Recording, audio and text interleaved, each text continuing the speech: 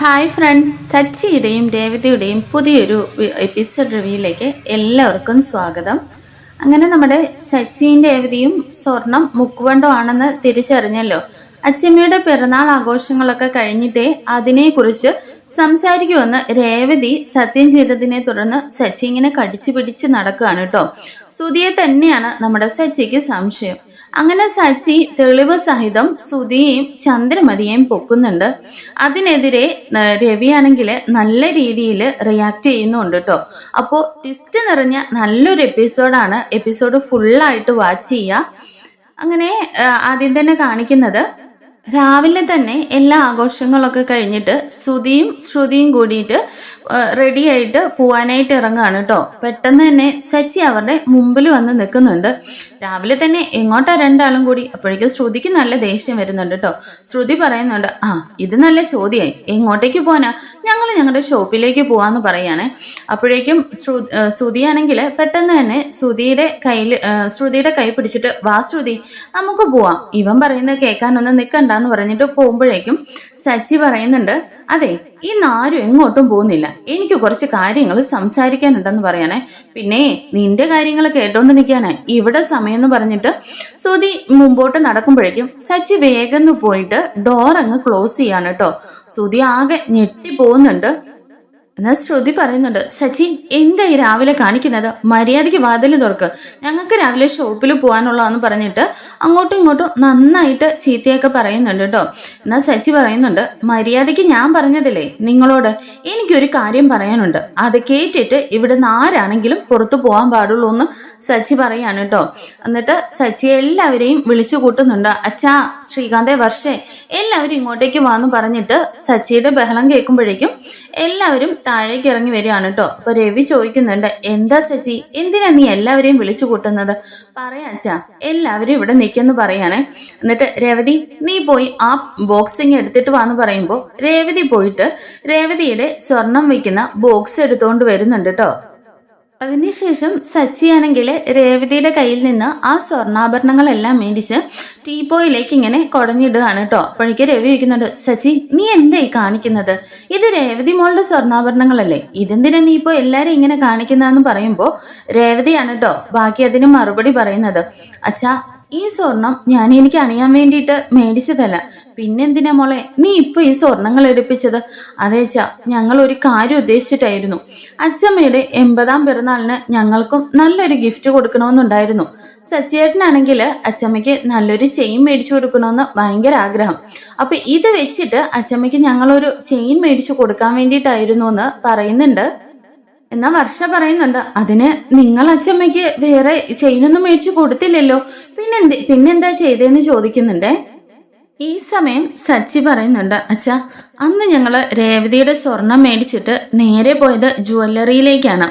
അച്ചമ്മയ്ക്ക് നല്ലൊരു ചെയിൻ ഞങ്ങൾ സെലക്ട് ചെയ്തതിന് ശേഷം രേവതിയുടെ സ്വർണ്ണാഭരണങ്ങൾ കൊടുത്തപ്പോ ആ ഷോറൂമുകാര് ഞങ്ങൾക്ക് മാല തരുന്നതിനു പകരം അവര് പോലീസിനെയാണ് വിളിക്കാൻ പോയതെന്ന് പറയാനേ.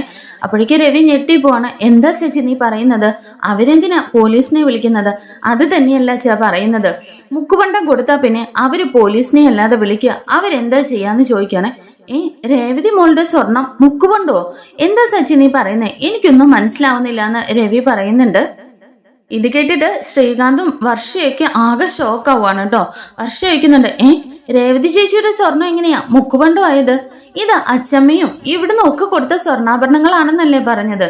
പിന്നെ ഇത്രയും നാള് അമ്മ ഇവിടെ അലമാരയിൽ സൂക്ഷിച്ച് വെച്ചിരുന്നതും അല്ലേ? പിന്നെങ്ങനെയാ സച്ചിയേട്ടാ അത് മുക്കുപണ്ടോ ആവുക? അതെ അച്ഛാ, അത് തന്നെയാ ഞാൻ പറഞ്ഞത്. ഇത് രേവതിയുടെ സ്വർണ്ണമല്ല, വെറും കളറും പൂശിയ മുക്കുപണ്ടം മാത്രമാണെന്ന് സച്ചി പറയുന്നുണ്ട്. പിന്നെ രവി പറയുന്നുണ്ട്, എടാ മോനെ, ഇത് ഒരിക്കലും അങ്ങനെയാവാൻ സാധ്യതയില്ലല്ലോ, എന്തായാലും ആ ജ്വല്ലറിക്കാർക്ക് തെറ്റിയതായിരിക്കും. അപ്പോൾ രേവതി പറയാണ്, അല്ലച്ചാ, അവര് ഉരച്ചു നോക്കുകയും ഞങ്ങളെ തെളിവ് സഹിതം കാണിച്ചതുമാണ്. അച്ഛൻ ആ സ്വർണങ്ങളൊന്നും എടുത്ത് നോക്കിയെന്ന് പറയാണേ. ഈ സമയം രവിയാണെങ്കിൽ ആ സ്വർണ്ണാഭരണങ്ങളൊക്കെ ഇങ്ങനെ കയ്യിലെടുത്ത് വെച്ചിട്ട് നോക്കുന്നുണ്ട്. ശരിയാണല്ലോ, ഇതിന് കളറൊക്കെ പോയിട്ടുണ്ട്, ഇതെന്തായാലും ഒറിജിനൽ സ്വർണ്ണം അല്ലെന്ന് പറയാണ്. ഇതെങ്ങനെ സംഭവിച്ചു എന്ന് ചോദിക്കുമ്പോൾ സച്ചി പറയുന്നുണ്ട്, അത് തന്നെയാച്ചാ എനിക്കും അറിയേണ്ടത്. രേവതിയാണെങ്കിൽ അന്ന് തന്നെ എല്ലാവരുടെയും മുമ്പിൽ വെച്ചാണ് ആ സ്വർണ്ണാഭരണങ്ങൾ ഊരി അമ്മയെ ഏൽപ്പിച്ചത്. അതിനുശേഷം രേവതി അത് കൈകൊണ്ട് തൊട്ടിട്ട് പോലുമില്ല. പിന്നെ എങ്ങനെ ആ സ്വർണ്ണാഭരണങ്ങൾ മുക്കുപണ്ടോ ആയെന്ന് അച്ഛൻ തന്നെ ചോദിക്കുന്നു പറയുന്നുണ്ട്. ഈ സമയം സുധിയും ചന്ദ്രയൊക്കെ ആകെ അങ്ങ് പരിഭ്രമിച്ച് നിൽക്കുകയാണ് കേട്ടോ. എന്നാലും ചന്ദ്രമതി ഒന്നും പുറത്തു കാണിക്കാൻ നിൽക്കുമ്പോഴേക്കും രവി ചോദിക്കുന്നുണ്ട്, ചന്ദ്രേ, ഈ സ്വർണ്ണാഭരണങ്ങൾ എങ്ങനെ കവറിങ് ആയത്? അത് തന്നെയാ രവിയേട്ടാ എനിക്കും അറിയേണ്ടത്. എനിക്ക് ഇവളെ അപ്പോഴേ സംശയം ഉണ്ടായിരുന്നു. അവള് ഉരുത്തന്നത് കവറിങ് ആയിരിക്കും. ഞാൻ ഇതാ അലമാരിയിൽ കൊണ്ടുവച്ചു, ചോദിച്ചപ്പോ എടുത്തു കൊടുത്തു, അല്ലാതെ ഞാനൊന്നും ചെയ്തിട്ടില്ല. അതിൻ്റെ ഇടയ്ക്ക് എങ്ങനെയാ കവറിങ് ആവുക? പിന്നെ ഇവളന്ന് എല്ലാവരുടെയും മുമ്പിൽ വെച്ച് വലിയ ശപഥങ്ങളൊക്കെ ചെയ്ത് ഊരി തന്നപ്പോഴേ ഞാൻ വിചാരിച്ചു ഇതിലെന്തെങ്കിലും കാണുമെന്ന്. ഇവളെ സ്വർണ്ണാഭരണങ്ങൾക്ക് പകരം കവറിങ് ആയിരിക്കും ഇത്ര ധൈര്യത്തോടു കൂടി ഊരി തന്നത്. അല്ലെങ്കിൽ ഇത്രയും സ്വർണത്തിന് വിലയുള്ളപ്പോ ആരെങ്കിലും ഇതെല്ലാം കൂടി ഊരി തരുവോ? എന്തിയടി നീ എവിടുന്നടി സ്വർണം കൊണ്ടുപോയിട്ട് കവറിങ് ആക്കിയെന്നൊക്കെ ചോദിച്ചിട്ട് ചന്ദ്രയാണെങ്കിൽ നേരെ രേവതിയുടെ നേരെ തിരിയാണ് കേട്ടോ. രേവതിയെ വല്ലാണ്ട് അങ്ങ് ദേഷ്യപ്പെടുമ്പോഴേക്കും രേവതി തിരിച്ചു പറയുന്നുണ്ട്, ദേ അമ്മേ, ആവശ്യമില്ലാത്തത് പറയരുത്. എന്റെ വീട്ടിൽ നിന്ന് തന്ന സ്വർണവും ഇവിടെ നിന്ന് തന്ന സ്വർണവും ഒക്കെ തന്നെയാ അതിനകത്തുണ്ടായിരുന്നത്. ഞാൻ അന്നേരം തന്നെ അമ്മയുടെ കയ്യിൽ ഊരി തരുകയും ചെയ്തു. ഇത് പിന്നെ എങ്ങനെയാ ഗോൾഡ് കവറിങ് ആയെന്നാ എനിക്കും അറിയണ്ടേന്ന് ചോദിക്കുകയാണെ. അപ്പോഴേക്ക് ചന്ദ്ര ദേഷ്യപ്പെടുമ്പോ രവി പറയുന്നുണ്ട്, ചന്ദ്ര, നീ വെറുതെ രേവതി മോളോട് ദേഷ്യപ്പെടണ്ട. ഇതെങ്ങനെയാ മുക്കുപണ്ടോ ആയെന്ന് നീ തന്നെ മറുപടി പറയണമെന്ന് പറയുമ്പോ ചന്ദ്ര നല്ല ദേഷ്യപ്പെട്ട് രവിയോട് പറയുന്നുണ്ട്, ദേ രവിയേട്ടാ, നിങ്ങൾ എല്ലാ കാര്യത്തിനും എന്നെ ഇങ്ങനെ കുറ്റം പെടുത്താൻ നിൽക്കണ്ട. നിങ്ങളുടെ പറച്ചിൽ കേട്ടാ തോന്നുമല്ലോ ഞാൻ ഇത് മുക്കുപണ്ടോ ആക്കിയെന്ന്. ഇവളെ ഇടയ്ക്കിടയ്ക്ക് ഇവിടെ വീട്ടിലേക്ക് പോകണമെന്നും പറഞ്ഞ് പോകാറുണ്ടായിരുന്നല്ലോ. അവർക്ക് വല്ല ഊരി കൊടുത്തിട്ടേ മുക്കുപണ്ടം ആക്കിയിട്ട് തിരിച്ചു കൊണ്ടുവന്നതായിരിക്കും. അല്ലെങ്കിൽ അവര് കൊടുത്ത സ്വർണങ്ങളെ മുക്കുപണ്ടം ആയിരുന്നിരിക്കണമെന്ന് പറയാണേ. അപ്പോഴേക്ക് രവി പറയുന്നുണ്ട്, ചന്ദ്രേ, നീ എന്തൊക്കെയാ പറയുന്നത്? അത് എന്റെ അമ്മ കൊടുത്ത സ്വർണ്ണാഭരണങ്ങളല്ലേ അതിന്റെ കൂടെ ഉണ്ടായിരുന്നത്. പിന്നെ എങ്ങനെയാ അത് മുക്കുപണ്ടമാവുന്ന? അത് തന്നെയാ രവിയേട്ടാ പറഞ്ഞത്. ഇവളെ ആ വീട്ടിൽ കൊണ്ടുപോയി അവരൊന്നും ഇല്ലാതെ കിടക്കുകയല്ലേ. ഇടയ്ക്കിടയ്ക്ക് പോകുമ്പോ ഓരോ നൂരി കൊടുത്തിട്ടേ അത് മുക്കുകൊണ്ടോ ആക്കിയായിരിക്കും ഇവള് കൊണ്ടുവന്നേന്ന് പറയാനേ. ഇത് കേൾക്കുമ്പോഴേക്ക് രേവതിക്ക് വല്ലാണ്ടങ്ങ് ദേഷ്യം വരുന്നുണ്ട്. അമ്മേ, മതി, നിർത്തിക്കോ. ഇത്രയും നേരം ഞാൻ ക്ഷമിച്ചു. എന്റെ സ്വർണ്ണാഭരണങ്ങള് മുക്കുകൊണ്ടോ ആയതും പോരാഞ്ഞിട്ട് ഇനി എന്റെ വീട്ടുകാരെ പറയാൻ നിൽക്കണ്ട. എന്റെ അമ്മയാണെങ്കിൽ അധ്വാനിച്ച് കഷ്ടപ്പെട്ട് തന്നെയാ ജീവിക്കുന്നത്. പൂ കെട്ടിയിട്ടും നല്ല രീതിയിൽ ജീവിക്കുന്നുണ്ട്. ഇന്ന് വരെ ഒരാളുടെ മുമ്പിൽ കൈനീട്ടേണ്ട ഗതികേട് വന്നിട്ടില്ല. പ്രത്യേകിച്ച് എൻ്റെ അടുത്തമ്മ ഒരു രൂപ പോലും ചോദിക്കുകയില്ല എന്ന് പറയാണേ. എന്ന് ചന്ദ്രമതി പറയുന്നുണ്ട്. പിന്നെ നീ എന്താടി പറഞ്ഞു വരുന്നത്? നിന്റെ അമ്മ അല്ലെങ്കിൽ പിന്നെ ഞാൻ എടുത്തെന്നാണോ? ഞാനാണോടി നിന്റെ സ്വർണം എടുത്തത്? നിന്റെ അമ്മ എടുത്തില്ലെങ്കിലേ നിന്റെ വീട്ടിൽ ഒരുത്തനുണ്ടല്ലോ, ഒരു കള്ളൻ, അവനായിരിക്കും എടുത്തോണ്ട് പോയിരിക്കുക എന്ന് പറയാനേ. അപ്പോഴേക്ക് രവിയിടയിൽ കയറിയിട്ട് പറയുന്നുണ്ട്, ചന്ദ്രേ, നീ ആവശ്യമില്ലാത്ത കാര്യങ്ങൾ ഇതിനിടയിലേക്ക് വലിച്ചഴിക്കരുത്. അവൻ അന്നൊരു കയ്യബദ്ധം പറ്റിയെന്നുള്ളത് ശരിയാണ്. എന്നാൽ ഇപ്പോ അവൻ നന്നായിട്ട് പഠിക്കുന്നുണ്ട്. അവന്റെ തെറ്റുകൾ മനസ്സിലാക്കി നല്ല രീതിയിൽ ജീവിക്കുകയാണ് എന്ന് പറയുമ്പോൾ ചന്ദ്രയ്ക്ക് നല്ല ദേഷ്യം വരികയാണ്. അതെ, കള്ളൻ എന്നും കള്ളൻ തന്നെയായിരിക്കും രവിയേട്ടാ. അവനൊന്നും ഒരിക്കലും മാറാൻ പോകുന്നില്ല. ഇവള് വീട്ടിൽ പോയ സമയത്തെ ഇവൾ അറിയാതെ ചിലപ്പോ അവനെടുത്തോണ്ട് പോയിട്ട് മുക്കുവണ്ടം പകരം കൊണ്ട് വെച്ചതായിരിക്കും എന്ന് പറയാനേ. വീണ്ടും രവി പറയുന്നുണ്ട്, ചന്ദ്രേ, നിന്നോടാ പറഞ്ഞത് വായടച്ചു വെക്കാന്. അമ്മ കൊടുത്ത സ്വർണ്ണാഭരണങ്ങൾ ഏതാന്ന് പോലും ശരത്തിനറിയില്ല. ഇപ്പൊ ഇതിനകത്ത് ആ സ്വർണ്ണാഭരണങ്ങൾ പോലും മുക്കുപണ്ടം ആയിരിക്കുകയാണ്. എന്നാ പിന്നെ അത് എന്റെ കുറ്റമല്ലല്ലോ. നിങ്ങളുടെ അമ്മ ചിലപ്പോഴേ സ്വർണ്ണക്കാരെ പറ്റിച്ചതായിരിക്കും. അമ്മ കൊണ്ട് കൊടുത്തതേ മുക്കുപണ്ടം ആയിരിക്കും എന്ന് പറയുമ്പോഴേക്കും രവിക്ക് നല്ല ദേഷ്യം വരികയാണ്. രവി പറയുന്നുണ്ട്, ചന്ദ്രൻ, നീ വായടയ്ക്കാനാ പറഞ്ഞത്. നീ എൻ്റെ അമ്മയെ കുറിച്ചിട്ടാണ് അനാവശ്യം പറയുന്നത്. അമ്മയെ ആ നാട്ടിൽ വെയിലത്ത് കിടന്നിട്ട് എൻ്റെ അമ്മ നല്ല രീതിയിൽ കഷ്ടപ്പെട്ടാണ് അധ്വാനിച്ചാണ് സ്വർണ്ണാഭരണങ്ങൾ ഉണ്ടാക്കുന്നത്. അമ്മയെ പറ്റിക്കാനായിട്ട് ആർക്കും കഴിയയില്ല. അമ്മയൊട്ട് ആരെയും പറ്റിക്കുകയില്ല. ഈ സമയത്തെ അമ്മയെങ്ങാനും ഇവിടെ ഉണ്ടായിരുന്നെങ്കിൽ ഈ പറയുന്ന നിന്റെ നാക്കിപ്പോ വായിക്കകത്ത് കിടക്കില്ലായിരുന്നു എന്ന് പറയുന്നുണ്ട്. അപ്പോഴേക്ക് ചന്ദ്ര പറയുന്നുണ്ട്, പിന്നെ രവിയേട്ടൻ എന്താ പറഞ്ഞു വരുന്നത്? ഇവിടെ സ്വർണ്ണാഭരണങ്ങൾ കൊണ്ടുപോയിട്ട് പകരം മുക്കുവണ്ടോ എന്നെ കൊണ്ടുവന്ന് ഏൽപ്പിച്ചു. അത് ഞാൻ അങ്ങനെ എടുത്ത് അലമാരിയിൽ വെച്ചു. ഇതിപ്പോ ഞാൻ എന്ത് ചെയ്യാനാ? ശ്രുതി, നിങ്ങൾ എന്തിനാ നിൽക്കുന്നത്? ഇവരോരോന്ന് പറഞ്ഞിട്ട് ഇവരുടെ സ്വർണ്ണാഭരണങ്ങൾക്ക് പകരം ഇനി നമ്മൾ നഷ്ടപരിഹാരം കൊടുക്കണമായിരിക്കും. ഇതേ ഈ പൂ കെട്ടുന്നവളുടെയും ഇവന്റെയും കൂടിയൊക്കെ ഉള്ള പുതിയ അടവാ പൈസ തട്ടാനായിട്ടുള്ള. എല്ലാം കഴിഞ്ഞിട്ടിപ്പോ ഇതിലാ പിടിച്ചേക്കുന്നത്. നിങ്ങൾ നിങ്ങളുടെ ഷോപ്പിലേക്കൊക്കെ പോവാൻ നോക്ക്. ഇവർക്ക് വേറെ പണിയൊന്നും ഇല്ലെന്ന് പറഞ്ഞിട്ട് ചന്ദ്ര ഇങ്ങനെ തിരിഞ്ഞു പോകാനായിട്ട് തുടങ്ങുന്നുണ്ട്. അങ്ങനെ ചന്ദ്രമതി അവിടെ നിന്ന് എല്ലാവരെയും അങ്ങ് പിരിച്ചു വിട്ടിട്ട് നൈസായിട്ട് എസ്കേപ്പ് ആവാണ് കേട്ടോ. അപ്പോഴേക്ക് സച്ചി വന്നിട്ട് രവിയോട് പറയുന്നുണ്ട്, അച്ഛാ ഇതെന്തായാലും ഇതിന് പിന്നില് ഇവര് തന്നെയാണ്, അവനില്ലേ ആ കള്ളം തന്നെയാ എന്ന് പറയുമ്പോഴേക്കും പറയുന്നുണ്ട്, അച്ഛാ അതിനിപ്പോ തെളിയിക്കാനായിട്ട് ഞങ്ങളുടെ കയ്യിൽ തെളിവുകളൊന്നുമില്ല എന്ന് പറഞ്ഞിട്ട് സച്ചി ഇങ്ങനെ വിഷമിക്കുമ്പോഴേക്കും രവി പറയുന്നുണ്ട്, മോനെ നീ വിഷമിക്കാതെ, സത്യം എന്നായാലും ഒരു ദിവസം മറന്നേക്ക് പുറത്തു വരുമെന്ന് ഇങ്ങനെ പറഞ്ഞ് സച്ചിയെ ആശ്വസിപ്പിക്കുന്നുണ്ട്. അങ്ങനെ നമ്മുടെ സച്ചിയും രേവതിയും കൂടി ഭയങ്കര വിഷമത്തോടു കൂടി ഇങ്ങനെ ഇരിക്കുകയാണ്. പരസ്പരം ഇങ്ങനെ സംസാരിക്കുന്നൊക്കെ ഉണ്ട് കേട്ടോ. അപ്പോ രേവതി പറയുന്നുണ്ട്, സച്ചിയേട്ടൻ വിഷമിക്കാതെ, എന്തായാലും നമുക്കിത് കണ്ടുപിടിക്കാം. അതെ രേവതി, എന്തായാലും ഞാനിത് തെളിയിക്കുന്നു പറഞ്ഞിട്ട് നമ്മുടെ സച്ചിയും രേവതിയും കൂടിയിട്ട് കുറേ കാര്യങ്ങളൊക്കെ ചെയ്യുന്നുണ്ട് കേട്ടോ. കാരണം നമ്മുടെ സുധിയുടെ വായിൽ നിന്ന് വീഴിക്കാനായിട്ടും ഭാമയുടെ വീട്ടിൽ പോയിട്ട് സംസാരിക്കാനായിട്ടും ഒക്കെ ശ്രമിക്കുന്നുണ്ട്. എന്നാൽ അവർക്കത് തെളിയിക്കാൻ പറ്റുന്നില്ല. അങ്ങനെ അവര് വർഷയെ കൊണ്ട് സുധിയെ സൗണ്ട് മാറ്റി വിളിക്കുന്നുണ്ട് കേട്ടോ.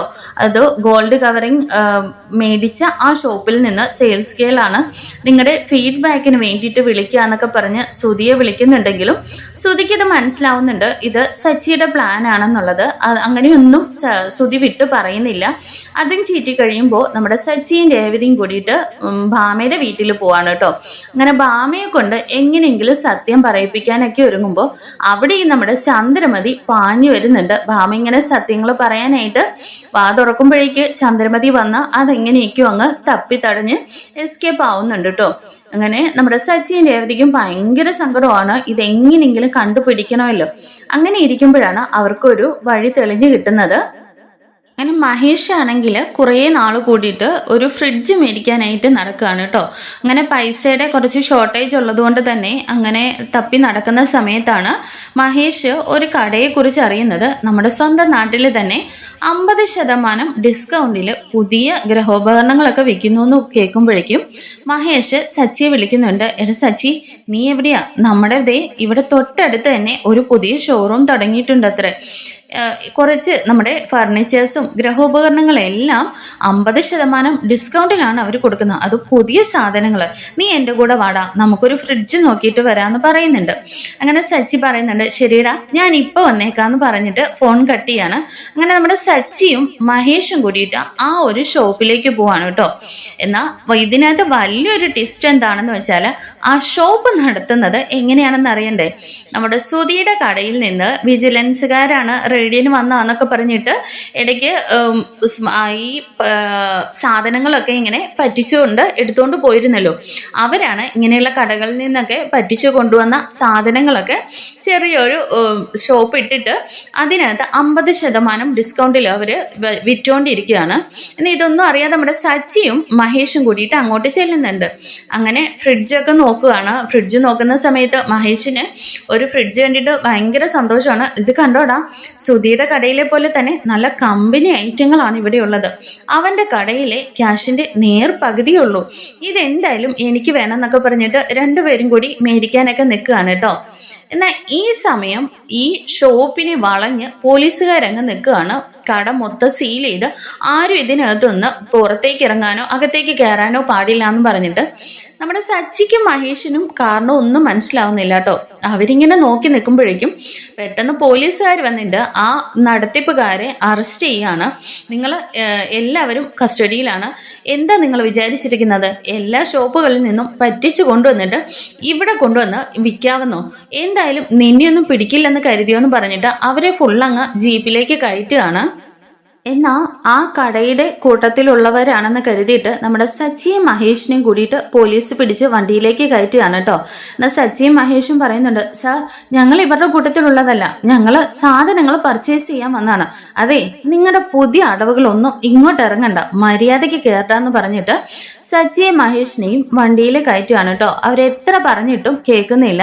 അങ്ങനെ എല്ലാ സാധനങ്ങളും സഹിതം പോലീസുകാര് കസ്റ്റഡിയിലെടുത്ത് ഇവരെ ലോക്കപ്പിലേക്ക് കൊണ്ടുപോവാണ്. അതിനുശേഷം പോലീസുകാർ ഈ കുറേ ഷോറൂമുകളിൽ നിന്നൊക്കെ ഇവര് തട്ടിപ്പ് നടത്തി കൊണ്ടുവന്നാണല്ലോ. അങ്ങനെ കംപ്ലൈൻറ്റ്സ് കൊടുത്തിട്ടുള്ള എല്ലാ ഷോറൂമുകാരുടെയും നമ്പറിൽ വിളിച്ചിട്ട് നിങ്ങളുടെ സാധനങ്ങളൊക്കെ വന്ന് ഐഡന്റിഫൈ ചെയ്തോളൂ എന്ന് പറഞ്ഞിട്ട് വിളിക്കുന്നുണ്ട്.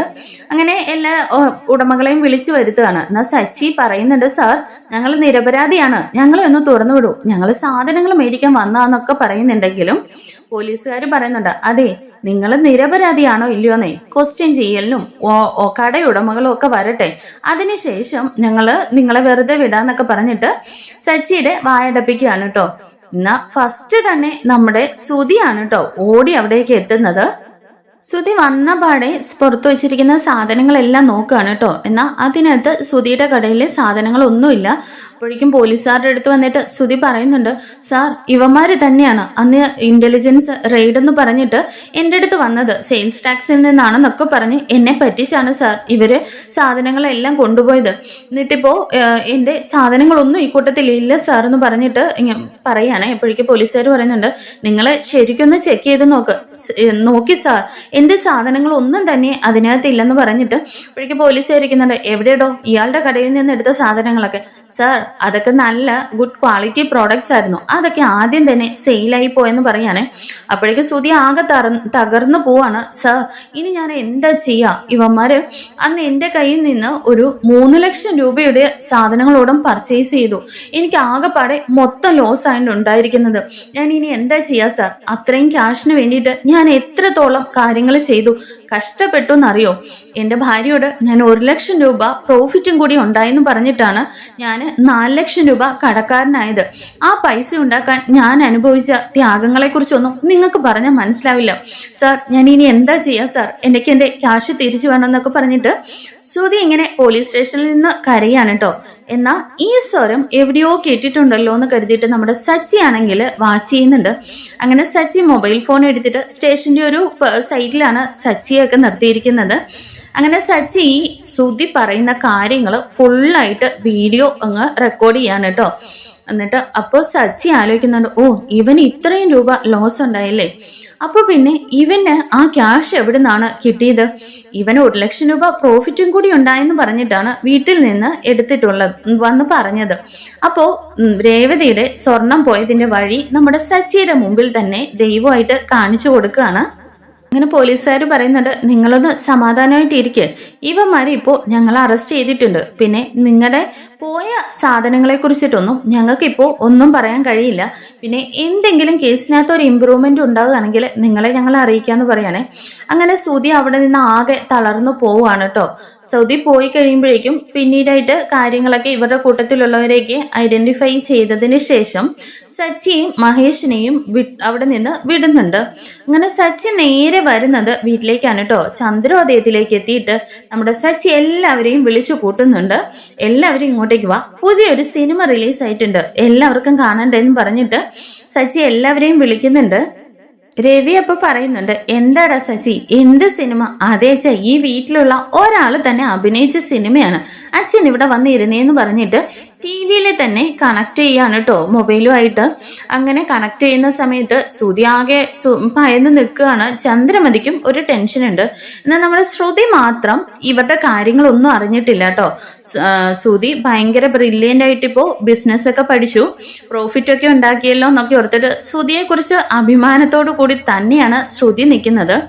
എന്നാൽ ഈ വീഡിയോ ഓടുമ്പോഴേക്കും നമ്മുടെ പോലീസ് സ്റ്റേഷനിൽ പോയിട്ട് ശ്രുതി കരഞ്ഞുകൊണ്ട് സത്യങ്ങളെല്ലാം വിളിച്ചു പറയുന്നതെല്ലാം ഈ വീഡിയോ എല്ലാവരും കണ്ട് ആകെ ഷോക്കായി നിൽക്കുകയാണ് കേട്ടോ. എന്നാൽ ശ്രുതി ഇങ്ങനെ പൊട്ടിക്കരയാണ്. കാരണം ശ്രുതി ഇതിനെക്കുറിച്ച് ഒരു ക്ലൂവും നമ്മുടെ ശ്രുതിക്ക് കൊടുത്തിരുന്നില്ല. ഇതെല്ലാം അറിഞ്ഞിട്ട് ശ്രുതി ഇങ്ങനെ സച്ചിയുടെ മുമ്പിൽ നാണം കെട്ടു, ശ്രുതി ഇങ്ങനെയൊക്കെ ചെയ്തല്ലോ എന്നൊക്കെ കരുതിയിട്ട് എല്ലാവരും കണ്ടുകൊണ്ട് നിൽക്കുകയാണല്ലോ. ശ്രീകാന്തും വർഷയൊക്കെ ആകെ ഷോക്കായി നിൽക്കുകയാണ്. എന്നാൽ ഇതെല്ലാം കണ്ടിട്ട് ശ്രുതി ഭയങ്കരമായിട്ട് പൊട്ടിക്കരയുന്നുണ്ട്. അങ്ങനെ വീഡിയോ എല്ലാം പ്ലേ ചെയ്ത് കഴിയുമ്പോഴേക്കും രേവതി ആണെങ്കിൽ ശ്രുതിയുടെ നേരെ ചെല്ലുകയാണ് കേട്ടോ. ശ്രുതി ഇപ്പൊ നിനക്ക് എന്താ മറുപടി പറയാനുള്ളത്? നീ എപ്പോഴും പറയല്ലോ എന്റെ സച്ചിയേട്ടൻ നിങ്ങളുടെ കാര്യത്തിൽ ആവശ്യമില്ലാതെ ഇടപെടുന്നുണ്ട്, ഞങ്ങൾ അന്തസ്സായിട്ട് ജീവിക്കുന്നു, ഞങ്ങൾ ക്യാഷ് സമ്പാദിക്കുന്നതിന്റെ കുശുമ്പ് കൊണ്ടാണെന്നൊക്കെ. ഇപ്പൊ എന്താ പറയാനുള്ളത്? നീ അന്ന് ഈ ക്യാഷ് പ്രോഫിറ്റ് ആണെന്നും പറഞ്ഞേ നിങ്ങളുടെ ഹസ്ബൻഡ് കൊണ്ടുവന്നപ്പോഴേ സച്ചിയേട്ടൻ പറഞ്ഞതാണ് ഇതിലെന്തോ ഒരു കള്ളത്തരങ്ങളുണ്ടെന്ന്. അന്ന് നീ ഇതിനെയെല്ലാം കടത്തിവെട്ടി വായി തോന്നിയതെല്ലാം പറഞ്ഞില്ലേ? ഇപ്പൊ ഇതിന് മറുപടി പറയാനേ. അപ്പോഴേക്കും വർഷയും പറയുന്നുണ്ട്, അതെ അത് തന്നെയാണല്ലോ ശ്രുതി ചേച്ചി, നിങ്ങൾ ഇതൊന്നും അറിഞ്ഞില്ലേ? ഇത്രയും രൂപ ലോസ് ഉണ്ടായിട്ടുണ്ടെങ്കിൽ ഡീലേഴ്സിനൊക്കെ പൈസ കൊടുക്കണമല്ലോ. ആ ക്യാഷ് എങ്ങനെയാ ശ്രുതിചേട്ടന് കിട്ടിയെന്ന് ചോദിക്കാനേ. അപ്പോഴേക്കും സച്ചി പറയുന്നുണ്ട്, അതെ അച്ഛാ, വർഷ ചോദിച്ച ആ ചോദ്യം ഉണ്ടല്ലോ അത് തന്നെയാണ് എനിക്കും ചോദിക്കാനുള്ളത്. ഇവൻ എവിടെ നിന്ന് 4 ലക്ഷം രൂപ കിട്ടി? ഇതെല്ലാം കേട്ടിട്ട് ശ്രുതിയാണെങ്കിൽ തലകുനിച്ച് നിൽക്കുകയാണ് കേട്ടോ. ചന്ദ്രമതി ആകെ വിളറി വെളുത്ത് നിൽക്കുകയാണ്. എന്നാൽ ശ്രുതിയുടെ നേരെ തിരിഞ്ഞിട്ട് ശ്രുതിയെ ഇങ്ങനെ പിടിച്ച് കുലുക്കുന്ന തള്ളുന്ന ഒക്കെ ഉണ്ട് കേട്ടോ. എന്താ ശ്രുതി ഇത്? എന്തൊക്കെയാ കാണിച്ചു കൂട്ടിയിരിക്കുന്നത്? ബിസിനസ്സിൽ ഒരു ലോസ് സംഭവിച്ചാൽ നിനക്ക് എല്ലാവരോടും എന്നോടെങ്കിലും ഒന്ന് പറഞ്ഞുകൂടായിരുന്നോ? എന്നിട്ടിപ്പോ വലിയ പ്രോഫിറ്റ് ഉണ്ടായെന്ന് പറഞ്ഞിട്ട് അതും കൂടി എവിടെ നിന്നോ കടം മേടിച്ചുകൊണ്ട് വന്നതാണല്ലേ എന്ന് പറയുമ്പോഴേക്കും ശ്രുതി നീ എന്നോട് ക്ഷമിക്ക്, എനിക്ക് പറ്റിപ്പോയതാ. എന്നെ അത്രയും പേര് വന്ന് പറ്റിച്ചപ്പോ, അതും ഇന്റലിജൻസുകാര് വന്നെന്ന് പറഞ്ഞപ്പോ ഞാൻ ആകെ പിടിവിട്ടുപോയി. എനിക്കത് കഴിയാൻ പറ്റിയില്ല. ഞാന് ശ്രുതിയെ കുറിച്ച് എന്തോരം ഓർത്ത് അഭിമാനിച്ചു. ബിസിനസ് ചെയ്യാൻ പഠിച്ചു, ഇപ്പൊ പ്രോഫിറ്റ് ഉണ്ടാക്കി എന്നൊക്കെ പറഞ്ഞിട്ട്, എന്നിട്ട് വീണ്ടും എന്നെ ചതിക്കുകയായിരുന്നല്ലേ എന്നൊക്കെ പറഞ്ഞ് എല്ലാവരുടെയും മുമ്പിൽ നാണം കെട്ടില്ലേ എന്നൊക്കെ പറഞ്ഞ് ശ്രുതിയെ പിടിച്ചിട്ട് കുലുക്കിക്കൊണ്ട് കരയാണ് കേട്ടോ. എന്നാ രവിയും പറയുന്നുണ്ട്, എന്താടാ ഇത്? നീ എന്തൊക്കെയാ കാണിച്ചു കൂട്ടിയിരിക്കുന്നത്? ബിസിനസ് ആവുമ്പോ ലാഭവും നഷ്ടവും ഒക്കെ ഉണ്ടാവും എന്നും പറഞ്ഞ് ഇത് എല്ലാവരിൽ നിന്ന് മറച്ചു വെക്കുന്നത് എന്തിനാ? ഈ വീട്ടിൽ വന്ന് പറഞ്ഞായിരുന്നെങ്കിൽ നിനക്ക് എന്തെങ്കിലും ഒരു സൊല്യൂഷൻ കാണില്ലായിരുന്നോ എന്ന് പറയുമ്പോ, അച്ഛാ എനിക്ക് പറ്റിപ്പോയതാ, അവരെന്നെ ഇങ്ങനെ വന്ന് പറ്റിക്കുമെന്ന് ഞാൻ കരുതിയില്ല. എന്റെ കടയിൽ നിന്ന് അവര് 3 ലക്ഷം രൂപയുടെ സാധനങ്ങളാ എടുത്തോണ്ട് പോയെന്നൊക്കെ പറയാണ്. അപ്പോഴേക്ക് രവി പറയുന്നുണ്ട്, അത് തന്നെയല്ലേ നിന്നോട് പറഞ്ഞത്? അത് നീ ഈ വീട്ടിൽ നിന്ന് എന്തിനു മറച്ചു വെച്ചു? ഇവിടെ ആ കാര്യങ്ങള് സംസാരിച്ചിരുന്നെങ്കിൽ നിനക്കൊരു ബെറ്റർ സൊല്യൂഷൻ കിട്ടില്ലായിരുന്നോ എന്നൊക്കെ ചോദിക്കുകയാണ്. എന്നാ ശ്രുതി പറയുന്നുണ്ട്, അച്ഛാ ഞാന് അല്ലെങ്കിൽ തന്നെ പൈസ എന്നെ പറ്റിച്ചുകൊണ്ട് പോയതിന്റെ പേരിൽ എല്ലാവരുടെയും മുമ്പിൽ ഞാൻ നാണം കെട്ട് നിൽക്കുകയാണ്. ഈ സച്ചി എന്നെ വെറുതെ വിടുവോ? ഇവിടെ വന്നിട്ട് എനിക്ക് ബിസിനസ്സിൽ ഒരു ലോസ് ഉണ്ടായെന്ന് ഞാൻ എങ്ങനെയാ പറയാ? അതുകൊണ്ടാണ് അച്ഛാ ഞാൻ മറച്ചു വെച്ചെന്നൊക്കെ പറയാണേ. അപ്പോഴേക്ക് രവിക്ക് നല്ല ദേഷ്യം വരുന്നുണ്ട്. അതിന് നിനക്കൊരു നഷ്ടം വന്നു എന്ന് പറഞ്ഞിട്ട് നീ എന്തൊക്കെയാ കാണിച്ചു കൂട്ടുന്നത്? ശരി, അതൊക്കെ ഇരിക്കട്ടെ, നിനക്ക് എവിടെ നിന്നാ ആ ക്യാഷ് കിട്ടിയത്? ഇത്രയും ഡീലേഴ്സിനൊക്കെ കൊടുത്ത് 4 ലക്ഷം രൂപ നിനക്ക് എവിടെ നിന്ന് കിട്ടിയെന്ന് ചോദിക്കുകയാണേ. ആ ചോദ്യത്തിന് മുമ്പിൽ ശ്രുതി പതറി പോകുന്നുണ്ട് കേട്ടോ. പെട്ടെന്ന് തന്നെ ചന്ദ്രയാണെങ്കിൽ ഇതിന്റെ ഇടയിൽ കയറുന്നുണ്ട്. ശ്രുതി എന്തെങ്കിലും വിളിച്ച് പറയുമോന്ന് കരുതിയിട്ട് പെട്ടെന്ന് തന്നെ ചന്ദ്ര പോയിട്ട് ശ്രുതിനെ അങ്ങ് പൊതിരെ തല്ലാണ് കേട്ടോ. എടാ നീ എന്തൊക്കെയാടാ കാണിച്ചു കൂട്ടിയിരിക്കുന്നത്? നീ എന്നിട്ട് എന്നോട് എന്നാടാ പറയാഞ്ഞത്? നിനക്ക് എവിടെ നിന്നാടാ ക്യാഷ് എന്ന് ചോദിക്കുമ്പോ അത് അമ്മയെന്ന് പറഞ്ഞിട്ട് ശ്രുതി ഇങ്ങനെ പറയാൻ തുടങ്ങുമ്പോഴേക്കും വീണ്ടും ചന്ദ്ര ഇങ്ങനെ അടിക്കുകയാണ്.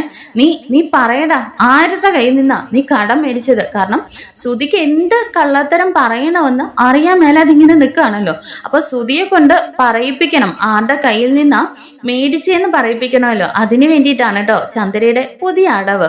അങ്ങനെ ചന്ദ്ര ഇരിക്കുന്നുണ്ട്, എടാ നീ ഏത് കൂട്ടുകാരന്റെ കയ്യിൽ നിന്നാ, ആരുടെ കയ്യിൽ നിന്നാ ആ 4 ലക്ഷം രൂപ കടം മേടിച്ചെന്ന് ചോദിക്കുകയാണ്. അപ്പോഴേക്കാണ് നമ്മുടെ ശ്രുതിക്ക് ഒന്ന് കത്തുന്നത്. ശ്രുതി പറയുന്നുണ്ട്, അമ്മ ഞാനത് എൻ്റെ ഒരു ഫ്രണ്ടിന്റെ കയ്യിൽ നിന്ന് കടം മേടിച്ചതാ എന്ന് പറയുമ്പോൾ നമ്മുടെ സച്ചിയും രവതിയും പരസ്പരം നോക്കുന്നുണ്ട് കേട്ടോ. അവർക്ക് കാര്യങ്ങളൊക്കെ മനസ്സിലാവുന്നുണ്ട് ഇത് ചന്ദ്രയുടെ പുതിയ അടവാണെന്നുള്ള കാര്യം. അങ്ങനെ ഇതിങ്ങനെ സച്ചി ഇങ്ങനെ കാണുകയാണ് കേട്ടോ, ഇങ്ങനെ നോക്കി ഇങ്ങനെ നിൽക്കുകയാണ് ചന്ദ്രമതിയുടെ പുതിയ ഐറ്റങ്ങളൊക്കെ. അങ്ങനെ വീണ്ടും ശ്രുതിയെ തല്ലിയിട്ട് ശ്രുതി പറയുന്നുണ്ട്, അതെ അമ്മ ഞാനെൻ്റെ ആ പാർക്കിലെ ഫ്രണ്ട് ഇല്ലേ അവന്റെ കയ്യിൽ നിന്ന്, അവന്റെ പേര് പറയുന്നുണ്ട് കേട്ടോ, അവന്റെ കയ്യിൽ നിന്ന് മേടിച്ചാന്ന് പറയാനേ. അപ്പൊ ഈ പാർക്കിലെ ഫ്രണ്ട് എന്നല്ല പറയുന്നത്. അപ്പൊ അത് ഏതാണ് ആ ഫ്രണ്ട് എന്ന് രവി ചോദിക്കുന്നുണ്ട്. അപ്പോഴേക്ക് ശ്രീകാന്ത് പറയുന്നുണ്ട്, അച്ഛാ അയാളാണ് അന്ന് സുജിന്റെ കൂടെ പാർക്കിൽ പോയി കിടന്ന് ഉറങ്ങിയില്ലേ, ജോലിക്ക് പോവാണെന്നും പറഞ്ഞിട്ട് ആ ഫ്രണ്ടിന്റെ കയ്യിൽ നിന്നാണെന്ന് പറയാണേ. അപ്പോഴേക്കും അവന്റെ കയ്യിൽ നിന്നാണോ? അതെ അച്ഛാ, അവന്റെ കയ്യിൽ നിന്നാ ഞാൻ ആ ക്യാഷ് മേടിച്ചെന്നൊക്കെ ഇങ്ങനെ പറയുന്നുണ്ട്. ഒരു തരത്തില് ചന്ദ്രമതിക്കും സമാധാനമാവുന്നുണ്ട് കേട്ടോ. എന്നാൽ ഇതൊന്നും നമ്മുടെ രേവതിയും സച്ചിയും വിശ്വസിച്ചിട്ടില്ല. അപ്പോഴേക്കും എന്നാൽ അവിടെയും നമ്മുടെ ശ്രുതിക്ക് നേരെ ഒരു പിഴ സംഭവിക്കുകയാണ് കേട്ടോ. കാരണം ഈ സമയം ഇതൊന്നും അറിയാതെ ആ പാർക്കിലെ ഫ്രണ്ട് കോൾ ചെയ്യുന്നുണ്ട്.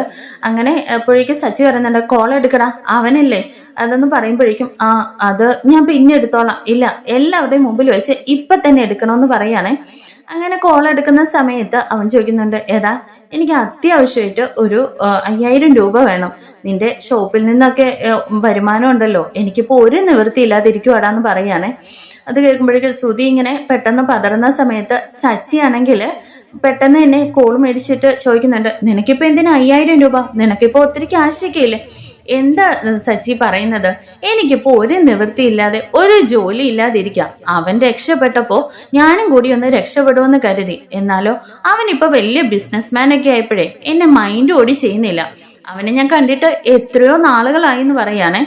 ഇത് നമ്മുടെ സ്പീക്കറിൽ വെച്ചിട്ടാണ് കേട്ടോ സച്ചി എല്ലാവരെയും കേൾപ്പിക്കുന്നത്. അതോടെ കഴിയുമ്പോൾ നമ്മുടെ ചന്ദ്രയും ശ്രുതിയും പെട്ടുപോവാണ്. ശരിയെന്ന് പറഞ്ഞിട്ട് കോള് കട്ട് ചെയ്യുന്നുണ്ട് കേട്ടോ. അതിനുശേഷം വീണ്ടും സച്ചി ശ്രുതിയുടെ നേരെ ചെന്നിട്ട് ശ്രുതി അങ്ങ് കുത്തിന് പിടിക്കാണ് കേട്ടോ. കണ്ടോച്ചാ, ഇപ്പൊ ആ പാർക്കിലെ ഫ്രണ്ടാണ് വിളിച്ചത്, അവൻ ഒരു 5000 രൂപ പോലും എടുക്കാനില്ലാത്ത സമയമാണ്. അവനാണോ ഇവന് 4 ലക്ഷം രൂപ കൊടുത്തെന്ന് പറയുന്നത്? ഇത് കേൾക്കുമ്പോഴേക്കും രവിയും പറയുന്നുണ്ട്, അത് ശരിയാണല്ലോ സച്ചി, ഇവനിപ്പോ ആ ഫ്രണ്ട് തന്നെന്നല്ലേ പറഞ്ഞത്, പിന്നെ എവിടെ നിന്നാടാ നിനക്ക് കാശ്?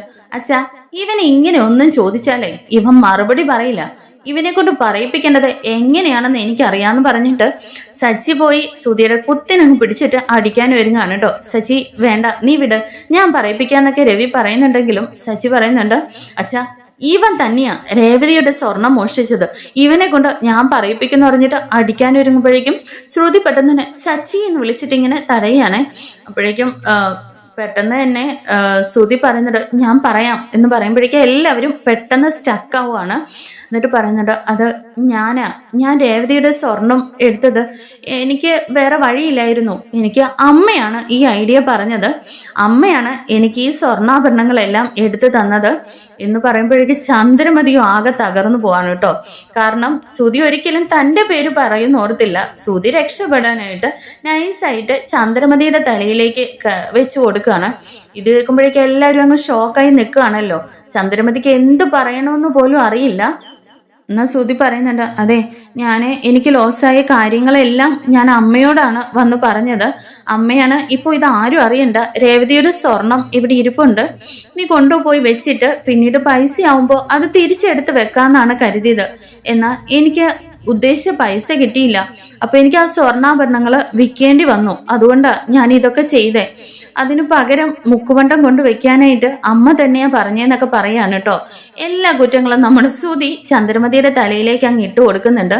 ചന്ദ്രമതി എന്ത് പറയണമെന്ന് പോലും അറിയാതെ നിൽക്കുകയാണ്. അപ്പോഴേക്കും സച്ചി വീണ്ടും ശ്രുതിക്കിട്ട് 2-3 ഒക്കെ കൊടുത്തിട്ട് നേരെ രവിയുടെ, അച്ഛാ കണ്ടില്ലേ, ഈ അമ്മയും മോനും കൂടിയിട്ടാണ് എൻ്റെ രേവതിയുടെ സ്വർണ്ണാഭരണങ്ങൾ മുഴുവൻ ഇപ്പോൾ മുക്കുവണ്ടം ആക്കിയിരിക്കുന്നത്, എന്നിട്ടിപ്പോ രേവതിയുടെ വീട്ടുകാരെ വരെ എന്തിന് അച്ഛമ്മയെ വരെ ഇവര് കള്ളിയാക്കാൻ ശ്രമിച്ചില്ലേ എന്ന് പറയാനേ.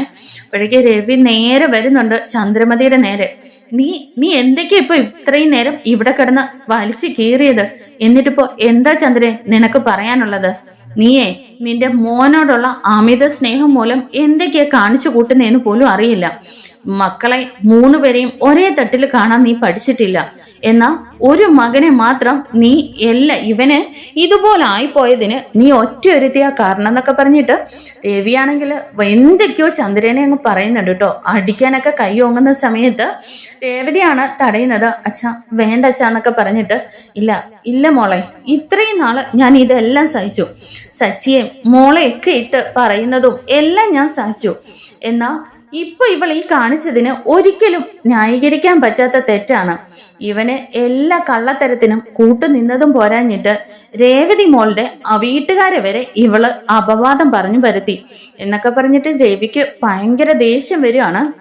എന്നാൽ ചന്ദ്രമതി ആണെങ്കിൽ കരയുന്നതല്ലാതെ വാ തുറന്ന് ഒരക്ഷരം മിണ്ടാൻ വയ്യാതെ നിൽക്കുകയാണ് കേട്ടോ. അപ്പോഴേക്കും ഇവൻ കള്ളനല്ലേ, അന്ന് അച്ഛൻ്റെ 50 ലക്ഷം രൂപയും കൊണ്ടുപോയി. എനിക്ക് അന്നേരം സംശയം ഉണ്ടായിരുന്നു, ഇപ്പോഴേ ഇവൻ തന്നെയായിരിക്കും ഇവനെ കക്കാനും മോഷ്ടിക്കാനും മാത്രമാണ് ഇവന്റെ ഡിഗ്രി കൊണ്ട് പ്രയോജനപ്പെട്ടേക്കുന്നത്. അതിന് ഇവര് കൂട്ടും, ഇവർക്ക് ഇങ്ങനെ തന്നെ വേണമെന്നൊക്കെ പറഞ്ഞിട്ട് ചന്ദ്രമതിയെ സച്ചിയെ നന്നായിട്ട് പറയുന്നുണ്ട് കേട്ടോ. എന്നാ രവി പറയുന്നുണ്ട്, ഇതിനി മാപ്പില്ല ചന്ദ്രൻ, ഇനി എനിക്ക് ഇങ്ങനെ ഒരു ഭാര്യയില്ല. ഇനി നീയും തമ്മിൽ യാതൊരുവിധ ബന്ധവും ഇല്ല എന്ന് രവി തീർത്തു പറയുന്നുണ്ട്. എന്നിട്ട് പറയുന്നുണ്ട്, എന്നാ ഇനി എന്താണെന്ന് വെച്ചാൽ രേവതിയുടെ സ്വർണം കറക്റ്റായിട്ട് ഇവിടെ ഉണ്ടായിരിക്കണം എന്ന് രവി തീർത്ത് പറയാണ് കേട്ടോ. രവിയുടെ ഈ ഉറച്ച തീരുമാനം കേട്ടിട്ട് നമ്മുടെ ചന്ദ്രയും ആകെ തകർന്ന് നിൽക്കുകയാണ്. എന്നാൽ ശ്രുതി പറയുന്നുണ്ട്, അച്ഛാ ഇതിന്റെ പേരിൽ ഇനി ശ്രുതി ആരും ഒന്നും പറയണ്ട, ഞാൻ ആ 4 ലക്ഷം രൂപയല്ലേ അത് ഞാൻ എങ്ങനെയെങ്കിലും കൊടുത്തോളാന്ന് പറയാനേ. അപ്പോഴേക്കും ശ്രുതി പറയുന്നടാ, പിന്നെന്തിനാ എല്ലാവരും ഇനി എന്നെ പറയുന്നതെന്ന് പറയുമ്പോൾ സച്ചി വീണ്ടും വന്നിട്ട്, എടാ നീ മര്യാദയ്ക്ക് പൈസ വെച്ചോ, നീ കള്ളനാന്നൊക്കെ പറഞ്ഞിട്ട് സച്ചി ശ്രുതി ഓരോന്ന് പറയുമ്പോഴേക്കും ശ്രുതി പറയുന്നുണ്ട്, സച്ചി നിർത്തിക്കോ, ശ്രുതിക്ക് ചെറിയൊരു ബിസിനസ്സിൽ ലോസ് ഉണ്ടായി, അപ്പൊ ചെറിയൊരു അബദ്ധം പറ്റി, അതിപ്പോ എല്ലാവരുടെയും മുമ്പിൽ സമ്മതിച്ചല്ലോ, ആ ക്യാഷ് ഞാൻ തന്നോളാന്നല്ലേ പറഞ്ഞെന്ന് പറയാണേ. അപ്പോഴേക്കും ശ്രുതി പറയുന്നുണ്ട്, അപ്പൊ പ്രശ്നങ്ങളെല്ലാം തീർന്നല്ലോ, ശ്രുതി ആ പൈസ തന്നോളും, ഇനി വേറെ പ്രശ്നങ്ങളൊന്നും ഇല്ലല്ലോ എന്ന് പറഞ്ഞിട്ട് കൂളായിട്ട് നിൽക്കുകയാണ്. കണ്ടില്ലേച്ചാ, ഇവനെ ഒരിക്കലും നന്നാവും പോകുന്നില്ല, ഇവന് ഇത്രയും കള്ളത്തരങ്ങൾ കാണിച്ചിട്ടും രേവതിയുടെ സ്വർണം എടുത്തോണ്ട് പോയിട്ടും അവൻ കൂളായിട്ട് നിൽക്കുന്ന കണ്ടില്ലേ എന്ന് പറയാണേ. എന്നാൽ രവി ഇതിന് മറുപടി ഒന്നും കൊടുക്കുന്നില്ല. സച്ചി പറയുന്നുണ്ട്, അതെ എന്നാ പിന്നെ പാർലറേട്ടത്തെ ഒരു കാര്യം ചെയ്, അച്ഛൻ്റെ 50 ലക്ഷം രൂപയും കൊണ്ട് ഇവൻ പോയില്ലായിരുന്നോ, ആ പൈസയും ഞങ്ങൾക്ക് അവകാശപ്പെട്ടതാ, അതും കൂടി ഇങ്ങനെ തിരിച്ചു വെക്കെന്ന് പറയുകയാണെ. എന്നിട്ട് രണ്ടുപേരും കൂടി ഇവിടെ നിന്ന് സംസാരിക്കുന്നു പറയുമ്പോൾ ശ്രുതിക്കും പെട്ടെന്ന് ഒരു മിണ്ടാട്ടോ ഇല്ലാതെ പോവുകയാണ് കേട്ടോ. എന്നാൽ നമ്മുടെ ഈ സമയം നമ്മുടെ ചന്ദ്രമതിയുടെ ആകെ അവസ്ഥ ഇങ്ങനെ എല്ലാവരുടെയും മുമ്പിൽ നാണം കെട്ട് നിൽക്കുകയാണല്ലോ. രവീന്ദ്രനാണെങ്കിൽ തീർത്ത് പറഞ്ഞിട്ടുമുണ്ട്. അപ്പോൾ ഇനി എന്താവും അവസ്ഥ എന്നൊക്കെ ഓർത്ത് ചന്ദ്രമതി ആകെ ടെൻഷൻ അടിച്ച് നിൽക്കുകയാണ്. നമ്മുടെ രവിയുടെ ഇനി നല്ല ഉഗ്രൻ തീരുമാനങ്ങളൊക്കെ വരുന്നുണ്ട്. ഇനിയിപ്പോൾ ചന്ദ്രമതിയല്ല ചന്ദ്രോദയം ഭരിക്കാൻ പോകുന്നത്. നമ്മളെല്ലാവരും പ്രതീക്ഷിച്ചിരുന്നത് പോലെ തന്നെ രവിയുടെ കടുത്ത തീരുമാനങ്ങളും ഉറച്ച ശബ്ദങ്ങളും ഒക്കെ ആയിട്ട് നമ്മുടെ ചെമ്പനീർ പൂവ് പുതിയ ട്വിസ്റ്റ് നിറഞ്ഞ എപ്പിസോഡുകളൊക്കെ ആയിട്ട് വരുന്നുണ്ട്. ഇതൊക്കെയാണ് നമ്മുടെ ഏറ്റവും പുതിയ വിശേഷങ്ങൾ. നമ്മുടെ പുതിയ വിശേഷങ്ങളൊക്കെ അറിയാൻ വേണ്ടിയിട്ട് ചാനലൊന്ന് ലൈക്ക് ചെയ്തും സബ്സ്ക്രൈബ് ചെയ്തും സപ്പോർട്ട് ചെയ്യണേ. Thank you for watching.